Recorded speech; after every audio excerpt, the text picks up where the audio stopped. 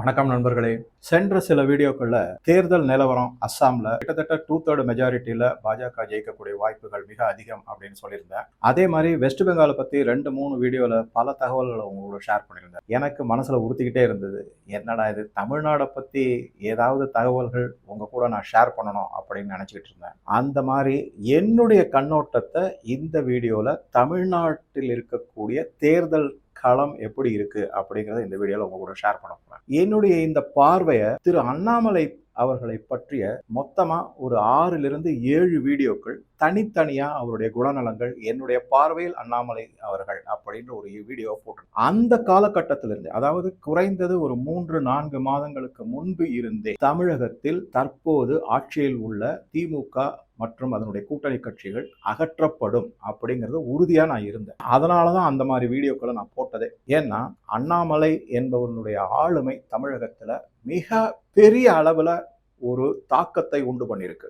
அவருடைய குறிக்கோள் இலவசம் கொடுப்பதோ ஓட்டுக்கு பணம் கொடுப்பதோ அந்த மாதிரி கிடையவே கிடையாது. அவர் நான் ஆரம்பத்துல இருந்து பல முறை சொல்லியிருக்கேன், டிரான்ஸ்பர்மேஷனல் லீடர். மக்கள் மனதில் ஒரு மாற்றத்தை கொண்டு வர வேண்டும், அது நீண்ட கால அடிப்படையிலான மாற்றமாக இருக்க வேண்டும். அதனுடைய தாக்கத்தை நான் பல இடத்துல உணர்ந்தேன். பல இடங்களை நான் பயணம் போகும்போது மக்களா கலந்து பேசி இது பண்ணும்போது, நல்லவேளை சார் நீங்க யூடியூபர் தானே யாரும் கேட்கல, அதனால கொஞ்சம் ஃப்ரீயா பேச முடிஞ்சுது அவங்களோட. நான் தெரிந்து கொண்ட விதம், இவர் மேல மிகப்பெரிய ஒரு மதிப்பு இருக்கு, அதனால மக்கள் மாற்றம் கண்டிப்பாக வரும், கொஞ்சம் காலதாமதம் ஆகலாம் அப்படின்னு. அதுக்குள்ள பல அரசியல் நிகழ்வுகள் நடந்து அவர் தலைவர் பதவியிலிருந்து விலகினாரு. இதற்கு சில பின்னணி காரணங்கள் இருக்கு. அப்பவும் நான் என்ன சொல்லிக்கிட்டு இருந்தேன்னா, அவர் நீக்கப்பட்டது தவறு, அவரை இந்த எலெக்ஷன்ல வச்சிருக்கணும். ஆனால் ஒரு மிகப்பெரிய ஒரு அராஜகமாக நடந்து கொண்டிருக்கக்கூடிய ஆட்சியை அகற்றுவதற்கு வேற விதமான நடவடிக்கைகள்லாம் தேவைப்படுது அப்படிங்கிற முன்னெடுப்புல மத்திய அரசு சில நிகழ்வுகளை செஞ்சிருக்கு. இதெல்லாம் ஒரு பக்கம் இருக்கட்டும். இப்ப கள நிலவரம் தமிழ்நாட்டுல எப்படி இருக்கு அப்படின்னு பாத்தீங்கன்னா, டிஎம்கே பிளஸ் கூட்டணி கட்சி, இந்த கூட்டணி கட்சிகளை மட்டும் ஒரு சின்ன அனாலிசிஸ் செஞ்சு பார்த்தேன். கிட்டத்தட்ட 50-52 இடங்கள் அவங்க ரொம்ப பர்ஃபெக்டா நுணுக்கமான இது அனலைஸ் பண்ணி பார்த்ததுல, இந்த 51 இடங்கள்ல கூட்டணி கட்சிகள், அதுல மிகப்பெரியது காங்கிரஸ் 25 சீட்டு, அப்புறம் முன்னாள் தலைவர் நடிகர் விஜயகாந்தனுடைய கட்சி, இந்த மாதிரி பல கட்சிகள் இருக்கு. இவங்க எல்லாருடைய கூட்டணியும் வச்சு பார்க்கும்போது 51 சீட்டு வரும். ஸ்டார்டிங்லேயே ஆரம்பத்திலேயே இந்த மாதிரி தொகுதி பங்கீடு அளித்ததுல பலருக்கும் பலவிதமான மன சங்கடங்கள் உண்டாயிருக்கு, அதிருப்தி நிலவிக்கிட்டு வருது. இதை காரணமா வச்சு சில இடத்துல எல்லாம் அனலைஸ் பண்ணி பார்த்தாக்க, இந்த 51ல 10 சீட்டு டிஎம்கே கூட்டணி கட்சிகள் வெற்றி பெற்றால் அதிசயம் அப்படின்ற சொல்லக்கூடிய நிலைமையில தான் இன்னைக்கு இருக்கு. ஒவ்வொரு கட்சியும் ஏதாவது மொத்தம் 20 கட்சியோ 13 கட்சியோ 20 கட்சியோ கூட்டணியில சேர்ந்திருக்காங்க. ஏன்னா அது எனக்கு அவ்வளவு ஃபுல்லா டீட்டெயிலா படிக்கணுங்கிற ஒரு விருப்பம் கூட கிடையாது, அந்த மாதிரி தான் இருக்கு. சரி, இதுல ஒரு 10 சீட்டு ஒவ்வொரு கட்சியும் 1-2 அதனுடைய முக்கிய தலைவர்கள் மட்டும் ஏதோ வெற்றி பெறுவாங்க அப்படிங்கிற மாதிரி தான் இருக்கு. இதுல விசிகே குறிப்பா சொல்லணும்னா, அவருக்கு தேர்தல்ல சுத்தமா ஈடுபாடே இல்லை, அவருக்கு ஆல்மோஸ்ட் ஒதுங்கி நிக்கிற மாதிரி தான் படுது. ஏகப்பட்ட குழப்பங்கள் விடுதலை சிறுத்தை கட்சியில. இத மாதிரி பார்க்கும்போது என்னுடைய கணிப்பு 10 சீட்டு வந்தா அதிசயம். அப்ப என்ன ஆகுது அப்படின்னா, 234ல 40 சீட்டு டிஎம்கே ஆரம்பிக்கும் போதே தோல்வியில் ஆரம்பிக்கிறது. அப்பனா 234ல 40 சீட்டு போச்சுன்னா 194 சீட்டு தான். கரெக்டுங்களா? இந்த 194 சீட்டு டிஎம்கே மெஜாரிட்டி இது வரணும். அப்பதான் அவங்க நினைத்தபடி ஆட்சி செய்ய முடியும். இன்னைக்கு கள நிலவரம் எப்படி இருக்குன்னா, மிக மிக எதிர்ப்பான ஒரு அலை, அதாவது அடிநாதமாக இருக்கு. நீங்க உடனே கேட்கலாம், ஓப்பனா இருக்கா சார் அப்படின்னா, நான் அந்த மாதிரி சொல்ல வரல. இதுக்கு எதெல்லாம் உதாரணமா எடுத்துக்கிறேன்னா, முதல்ல யார் யாரெல்லாம் இந்த இப்ப ஆட்சியில் இருக்கக்கூடிய திமுக அரசுக்கு எதிராக, அதாவது பிராக்மெண்டேஷன் அப்படின்னுவாங்க, சில குழுக்களாக அப்படியே நம்ம பார்த்தோம்னாக்க, முதல்ல எடுத்துக்கிறது அரசு ஊழியர்கள். இவங்க காலங்காலமா கடந்த 50 ஆண்டுகளாக திமுக அரசுக்கு பக்கபலமாக நின்று ஓட்டு அளிப்பது மட்டுமல்லாமல் பல விதமான செயல்பாடுகளையும் ஈடுபட்டு இருந்தாங்க. இப்ப அந்த அரசு ஊழியர்கள் திமுகவில் இருந்து விலகி நிற்கிறார்கள். இது குழு, ஒரு முதல் குழு. இது இரண்டாவதா பாத்தீங்கன்னா இந்த துப்புரவு தொழிலாளர்கள்லாம் இதுல இன்னொரு முக்கியமான விஷயம் நான் என்ன சொல்ல வரேன் அப்படின்னா, கொஞ்சம் படிச்ச மேதாவித்தனமா இருக்கிறவங்க எல்லாம் சட்டுன்னு வந்து வெளியே வந்து ஓட்டெல்லாம் போட்டுற மாட்டாங்க. அடித்தட்டு மக்கள் கண்டிப்பா ஓட்டு போடுவாங்க. அவங்க ஓட்டை வந்து விடவே மாட்டாங்க. ஓட்டு உரிமை அப்படிங்கறத வந்து அவங்க ஒரு மிகப்பெரிய ஒரு ஆயுதமா உபயோகப்படுத்துவாங்க. சொல்லலாம் இந்த இடத்துல, சார் பணம் கொடுப்பாங்க, கூட்டிட்டு வருவாங்க, அதனால ஓட்டு போடுவாங்க. என்ன இருந்தாலும் அவங்க தங்களுடைய ஜனநாயக கடமையை செய்யறாங்கிறது தான் முக்கியமே தவிர, படித்த மேதாவிகளை மாதிரி வீட்டிலேயே உட்காந்துக்கிட்டு இல்ல லீவை போட்டுட்டு எங்கேயாவது எஸ்கர்ஷன் போறது, டூர் போறது, பிக்னிக் போறதுன்னு போக மாட்டாங்க. கடமையை ஆற்றி விடுவார்கள். அது சரியான முறையில கடமை ஆற்றுறாங்களா இல்ல தவறான முறையில செய்யறாங்களாங்கிறது அடுத்த பிரச்சனை. சோ இந்த துப்புரவு தொழிலாளர்கள் அவங்களுடைய குடும்பங்கள்லாம் மிகப்பெரிய பாதிப்புக்கு எந்தவித நன்மையும் கிடையாது. எல்லாம் கான்ட்ராக்ட் லேபர், ஏகப்பட்ட ஊழல் அதுல. அதனால அவங்க இரண்டாவது குழுவா நான் பார்க்கிறது வந்து திமுகவுக்கு எதிர்த்து ஓட்டு போடக்கூடிய மனநிலையில தான் இருக்காங்க. இது எல்லாமே என்னுடைய பார்வை, என்னுடைய கருத்து. அதுக்கு அடுத்ததா நீங்க பாத்தீங்கன்னாக்கா, இதுல இந்த துப்புரவு தொழிலாளர் எல்லாமே கான்ட்ராக்ட் லேபரர்ஸ். அவங்களுக்கு கொடுக்கப்பட்ட உறுதிமொழி எதுவுமே சரி பண்ண. மூன்றாவதா ஆசிரியர்கள் மற்றும் நர்ஸ், அவங்களுடைய அந்த குழுவிலையும் மிகப்பெரிய அளவுல அதிருப்தி நிலவி பல முறை அவங்க வந்து போராட்டம் நடத்துறாங்க, ஊர்வலம் நடத்துறாங்க. அதை வந்து தகாத முறையில் அவர்கள் எதிர்கொண்டார்கள். அரசு அவங்கள தகாத முறையில கையாளப்பட்டது. அதனால அவங்களுடைய அதிருப்தி ரொம்ப தீவிரமா இருக்கு அப்படிங்கிறத பார்க்கிறோம். இது வந்து நான்காவது குழுவா நம்ம எடுத்துக்கலாம். நர்ஸ் மற்றும் ஆசிரியர்கள் அவங்களுடைய இதை எடுத்துக்கலாம். பல இடங்கள், காலி இடங்கள் இன்னும் நிரப்பப்படவில்லை, நிரந்தர பணி அமர்த்தப்படவில்லை. இந்த குழு ஒரு மிகப்பெரிய டிஸ்கிரண்டில்டு குரூப் அப்படின்னு சொல்லுவாங்க. அந்த மாதிரி நான் பார்க்கிறேன் இதெல்லாம். இதுக்கு அடுத்தது என்ன அப்படின்னா ட்ரேடர்ஸ் பாடி, அதாவது வியாபாரிகள் நல சங்கம் அப்படின்னு வச்சுக்கிட்டு, அந்த வியாபாரிகள் நல சங்கத்துல இருக்கிற தலைவர் தான், நான் பேர் சொல்ல விரும்பல, அவருடைய மகனே எம்எல்ஏவா கூட இருக்காரு. அது எல்லாமே உங்களுக்கு தெரியும். அதுல இன்னொரு பிரச்சனை என்னன்னா, அவர் வந்து சிறுபான்மை இனத்தை சேர்ந்த கிறிஸ்துவர், கிரிப்டோ அப்படின்னு. ஸோ இதையெல்லாம் பார்க்கும்போது இந்த வியாபாரிகள் நல சங்கம் அப்படிங்கிறது, நான் ஏற்கனவே ஒரு வீடியோல சொல்லியிருக்கேன், முன்னாள் முதல்வர் கருணாநிதி அவர்களால் தான் இந்த வியாபாரிகள் சங்கம் உடைக்கப்பட்டது. அது நல்லா நமக்கு தெரியும். அந்த தகவல்கள்லாம் பழைய வீடியோல இருக்கு, நீங்க எடுத்து பார்க்கலாம். ஒழுங்கா முறையாக நேர்மையாக நடந்து வந்த வியாபாரி சங்கத்தை உடைத்து இப்ப இருக்கிற ஒரு சங்கத்தை உருவாக்கி, அதனுடைய தலைவரை உருவாக்கி, அவங்கள டிஎம்கேக்கு ஆதரவாக மாற்றி அவர் பையனுக்கு எம்எல்ஏ சீட்டையும் கொடுத்து, இது எல்லாமே வியாபாரிகள் சங்கத்துல வந்து ஒரு குழப்பத்தையும் அதிருப்தியும் ஏற்படுத்தியுள்ளது. இது ஐந்தாவது குழுவா நம்ம பார்க்கலாம். ஆக மொத்தம் வியாபாரிகள் நல சங்கத்துல தலைவர்கள் நல சங்கமா தான் இருக்காது அப்படிங்கறத பார்க்கிறோம். இதுக்கப்புறம் இந்த சாத்தான் குளம் இன்சிடென்ட், அதுல போலீஸ்காரர்கள் அவங்களுடைய இது, அவர்கள் மேல கொடுக்கப்பட்ட தண்டனை, இதை தவிர பல போலீஸ்காரர்கள் சாதாரணமா டிராபிக் போலீஸ்ல ஒருத்தர் 2 பேர்கிட்ட நான் வந்து ஜஸ்ட் இதெல்லாம் ரொம்ப சின்ன சாம்பிள் தான் சார். இது ஒரு பெரிய ஒப்பீனியனா வருமானா, நான் சொல்றது அவங்க அடிநாதம் அப்படிங்கறத பத்தி தான். நான் அந்த மாதிரி 1-2 டிராபிக் போலீஸ் கிட்ட சாதாரணமா பேசிக்கிட்டு இருந்த போதே, என்ன சார் செய்யறது, எங்க கையெல்லாம் கட்டி வச்சிருக்காங்க, ஒன்றும் செய்ய முடியாது, மேலதிகாரிகள் வேற இந்த மாதிரி பண்றாங்க, எங்களால வருத்தமா தான் இருக்கு அப்படின்னு சொல்லிட்டு வாயை மூடிக்கிட்டு நகர்த்து போறாங்க. அப்படின்னா அவங்களுடைய அடி மனதுல வந்து ஒரு மிகப்பெரிய அதிருப்தி நிலவிக்கிட்டு இருக்கு அப்படிங்கிறது தான் உண்மை. ஆக மொத்தம் காவல்துறை அதை பத்தி பேசும்போதுதான் பல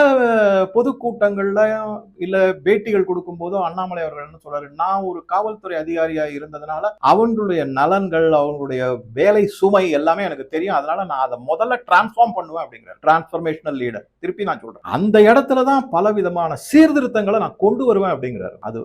அது வந்து அந்த காவல்துறையினருக்கு அட்லீஸ்ட் கடைநிலை நிலையில இருக்கக்கூடியவர்களுக்கு போய் சேர்ந்திருக்கு அந்த செய்தி. அதனால அவங்களுக்கு ஒரு அதிருப்தி இந்த இப்ப இருக்கிற திமுக அரசின் மேல இருக்கு அப்படின்னு சொல்லலாம். சார் காவல்துறை எல்லாம் வெறும் ஏவல் துறை சார் போனீங்க, ஆனால் அவர்கள் சொல்வது போல அவர்கள் கைகள் கட்டப்பட்டுள்ள மேலதிகாரிகள்னால. அதனாலதான் பல அதிகாரிகளை மாற்றி இருக்காங்க. ஒருத்தர் கூட எனக்கு இருதய சிகிச்சைக்காக நான் விடுப்புல போறேன்னு சொல்லிட்டு ஒரு மிக மிக முக்கியமான அதிகாரி போயிருக்காரு. இதெல்லாமே நமக்கு தெரிஞ்சதுதான். இதை தவிர பல விதமான மக்களுக்கு எதிரான பல நடவடிக்கைகள், கற்பழிப்பு, கொலை, கொள்ளை, திருட்டு, அதுக்கப்புறம் நடு ரோடுலயே குடிச்சிட்டு கண்டபடி பிஹேவ் பண்றது, மிக மோசமான பெண்களை இழிவுபடுத்துவது, இது எல்லாம் சாதாரண மக்களிடையே ஒரு அதிருப்தி அலையை, மனப்பான்மையை உண்டு பண்ணிருக்கு.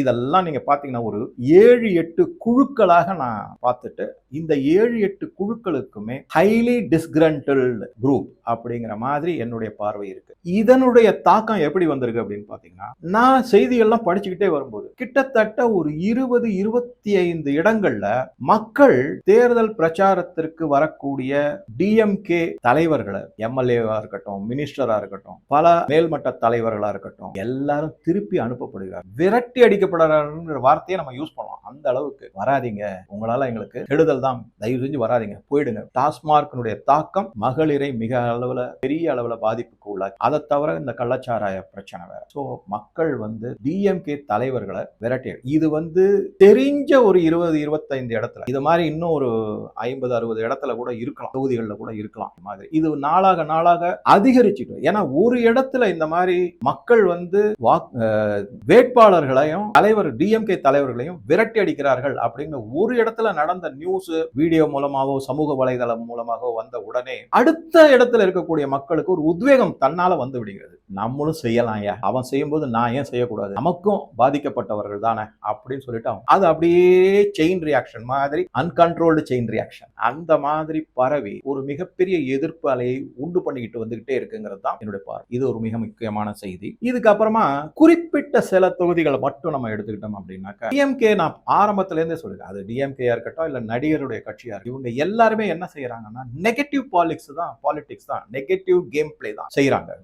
தங்கள் என்ன செஞ்சிருக்கோம் இந்த கடந்த 5 வருடத்துல, மக்களுக்கு என்னென்னலாம் நலங்கள் செய்திருக்கோம், திட்டங்கள் என்னென்னலாம் கொண்டு வந்திருக்கோம், அதை பத்தி பேசவே மாட்டாங்க. இப்ப குறிப்பா ஒரே ஒரு இடத்தை மட்டும், ஏன்னா அது வந்து ஒரு விஐபி தொகுதி மாதிரி ஆயிடுச்சு. இப்ப மதுரை மதுரையில வந்து அதிமுக சார்பில் நடிகர் சுந்தர் அவருக்கு கண்டெஸ்ட் பண்றாரு. அவர் யாருக்கு எகென்ஸ்டா கண்டெஸ்ட் பண்றாருன்னா பிடிஆர் பழனிவேல்ராஜ் அவருக்கு எதிராக. இந்த பழனிவேல்ராஜனை பத்தியே ஒரு சின்ன குறிப்பு என்ன அப்படின்னா, ரொம்ப ஹைப், அதாவது ரொம்ப எதிர்பார்ப்புகளையும் அவருடைய இமேஜ்னு சொல்லக்கூடியது கட்டமைத்து அவரை கொண்டு வந்து நிறுத்தினாங்க. அவர் வந்து வெளிநாட்டில் படித்தவர், ஹார்வர்டில் படித்தவர், லெமான் பிரதர்ஸ்ல ஒர்க் பண்ணவர், நிதி நிர்வாகத்துல மிகப்பெரிய சிறந்த மேதாவி, அப்படி எல்லாம் பண்ணார். கடைசியில பார்த்தா ஒண்ணுமே இல்லை, அவரால் எதையுமே முன்னெடுத்து செய்ய முடியும். நான் இதுக்கு உதாரணமா முன்னாடியே சொல்லிருக்கேன், கீதா கோபிநாத் வந்து நிதி ஆலோசகராக கேரள அரசு அமைத்தது. அவங்க பார்த்தாங்க இந்த கேரள மாநிலத்துக்கு என்ன ஆலோசனை கொடுத்தாலும் இது ஒன்றும் நடைமுறையில் சாத்தியப்படாதுன்னு சொல்லிட்டு அவங்க விட்டுட்டு ஓடிவிட்டாங்க. அதே பிரச்சனை தான் இப்ப பிடிஆர். இவருடைய வெளிநாட்டு சித்தாந்தங்கள், அதுவும் குறிப்பா மேற்கத்திய சித்தாந்தம், ஐஎம்எஃப், வேர்ல்டு பேங்க் சார்ந்த சித்தாந்தங்கள் இந்திய நாட்டுக்கு ஒத்தே வராது. அதனாலதான் மத்தியில எல்லாமே நமது நாட்டுக்கு சார்ந்த சித்தாந்தங்களையும் கொள்கைகள் முடிவுகளையும் நிர்மலா சீதாராமன் அவர்கள் எடுத்து வந்துட்டு இருக்காங்க. இந்த நிர்மலா சீதாராமன் முக்கியமான இன்னொரு குழுவை பத்தி, டிஸ்கண்ட்ரல்டு குரூப் இருக்குங்களா, அதுல மிக மிக முக்கியமான ஒரு குழுவை பத்தி நான் சொல்ல மறந்துட்டேன். அது வந்து விவசாயிகள் குழு. விவசாயிகளுக்கு நம்ம எல்லாருமே பார்த்துருக்கோம், நிறைய படிச்சுட்டோம். குந்துமணி நெல் கூட சேமிக்க முடியாத அளவுக்கு மிகப்பெரிய நஷ்ட ஈடு தொகை கொடுக்கப்படவில்லை, எம்எஸ்பின்னு சொல்லக்கூடியது கொடுக்கப்படவில்லை. இதற்கு வந்து அவங்க எல்லாமே வந்து என்னங்க வந்து டெல்டா ரீஜியன்லாம் வந்து திமுகவின் கோட்டை அப்படின்னு சொல்றாங்களே அப்படின்னு சில பேர் பேட்டிகள்லாம் கேட்கும்போது, அது டெல்டா ரீஜியன் வந்து திமுகவின் கோட்டை அல்லங்க, அது திமுகவிற்கு ஓட்டை அப்படின்ற மாதிரி ஒரு ரிதமிக்கா சொல்லியிருக்காங்க. அதுலயும் இப்ப சமீபத்துல இன்னும் வந்து தமிழக முதல்வர் ஸ்டாலின் தன் நுணலும் தன் வாயால் கெடுங்கிற மாதிரி தேவையில்லாம மத்திய அரசு வந்து குற்றம் வச்சு நெல் கொள்முதல் அந்த மாதிரி பல விதமான, உங்களுக்கு தைரியம் இருந்தால் லெட்டரை காமிங்க அப்படின்னு சொன்ன உடனே நிர்மலா சீதாராமன் அந்த லெட்டரையும் வெளியிட்டு இருக்காங்க. உங்களுக்கு எல்லாருமே தெரியும் அந்த விஷயங்கள் எல்லாமே. அதுல வந்து நெல் கொள்முதல் விலையை பற்றி எந்த விதமான தவறான செய்தியும் கிடையாது. என்ன சொல்லியிருக்காங்கன்னா, பல விதத்திலையும் மற்ற விளை பொருட்களையும் எடுத்து விளைவிக்கக்கூடிய பொருட்கள், பருப்பு வகைகள், தானியங்கள், அதுக்கப்புறம் இந்த மில்லட்ஸ்னு சொல்லக்கூடிய, இது வந்து விவசாயிகளுக்கு அதிக லாபம் தரக்கூடிய பயிர் வகைகள். அதை பத்தி தான் டிஸ்கஷன் இருந்திருக்க தவிர நெல் கொள்முதல் விலையை பற்றிய தவறான எந்த செய்தியும் அந்த கடிதத்தில் இல்லை அப்படிங்கறத நிர்மலா சீதாராமன் தெள்ள தெளிவா உறுதியா சொல்லியிருக்காங்க. அந்த லெட்டரையை வெளியிட்டு இருக்காங்க.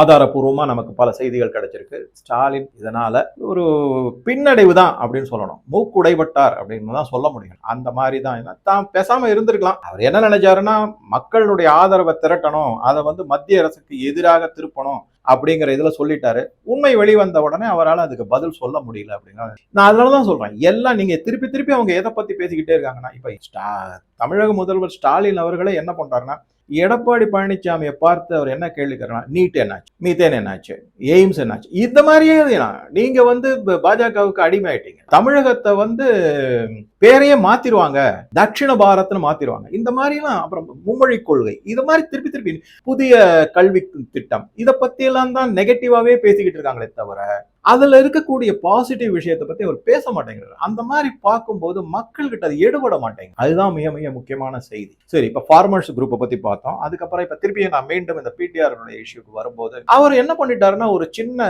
செய்தியை சொல்லிட்டார். அதாவது திரு சுந்தர் அவர்கள் வெளியாள், மதுரை சார்ந்தவர் அல்ல. உடனே மக்கள் வந்து தோண்டி எடுத்து நீங்களே காஞ்சிபுரத்துக்காரர் தான், அதோட இல்லாம இன்னைக்கு தானே நீங்க வந்திருக்கீங்க. இதோட இல்ல என்னன்னா இன்னும் சில செய்திகள்லாம் வந்திருக்கு. பிடிஆர் தாத்தா வந்து பிடி ராஜன் இருக்காரு, அவரை வந்து லாயரா இருக்கும்போது ஒரு ஜமீன்தாரினி பெண்ணை ஏமாற்றி சொத்துக்களை அபகரித்தார் பிரிட்டிஷ் காலத்துல 1930-35 அப்படிங்கிற தகவல்கள்லாம் வந்திருக்கு. இதெல்லாம் சரிபார்க்க வேண்டும். அதனால நான் ஜாஸ்தி அதுல உள்ள நுழைய விரும்பல. ஆனா அந்த மாதிரி ஏமாத்தி தான் சொத்து சேர்த்தாங்க. நீங்களே வந்து அமெரிக்கால இத்தனை நாள் இருந்துட்டீங்க, அமெரிக்க பெண்மணியை கல்யாணம் பண்ணிட்டு இருக்கீங்க, இங்க என்ன பெருசா சாதிச்சிட்டீங்க, என்ன வந்து தமிழ்நாட்டுக்கு செஞ்சிட்டீங்க, உங்க பசங்க எல்லாமே அமெரிக்க குடியுரிமை பெற்றவங்களாக இருக்காங்க. இந்த மாதிரி எல்லாம் பல குற்றச்சாட்டுகளை வச்சு உங்களுக்கு என்ன அருகதை இருக்கு அப்படிங்கறதோட இல்லாம மதுரை மாநகராட்சியில நடந்த ஊழல் 200 கோடியில இருந்து 500 கோடி வரைக்கும் சொல்றாங்க. அதுல நீங்க என்ன முன்னெடுப்பு செஞ்சீங்க, ஏதாவது நடவடிக்கை எடுத்தீங்களா? அந்த ஊழல் செய்தவர்களோட நீங்க போட்டோ எடுத்து சந்தோஷமா இருக்கீங்க. அதோட இல்லாம நீங்க உடனே சொல்லலாம் நான் வந்து எம்எல்ஏக்குன்னு ஒரு பொறுப்பு கிடையாது. மதுரை மாநகரம் நாரிக்கிட்டு இருக்கு, சிவிக் சென்ஸே இல்லாம இருக்கு, எந்த விதமான நடவடிக்கையும் நீங்க எடுக்கவே இல்லை. இப்படி போட்டு கிழிச்சு தொங்க விட்டு பாத்தீங்கன்னா இப்ப போற போக பார்த்தாங்கன்னா மதுரையில வந்து பாஜக கூட்டணிக்கு, என்டிஏ கூட்டணிக்கு மிகப்பெரிய ஆதரவு பெருகிட்டு வருது.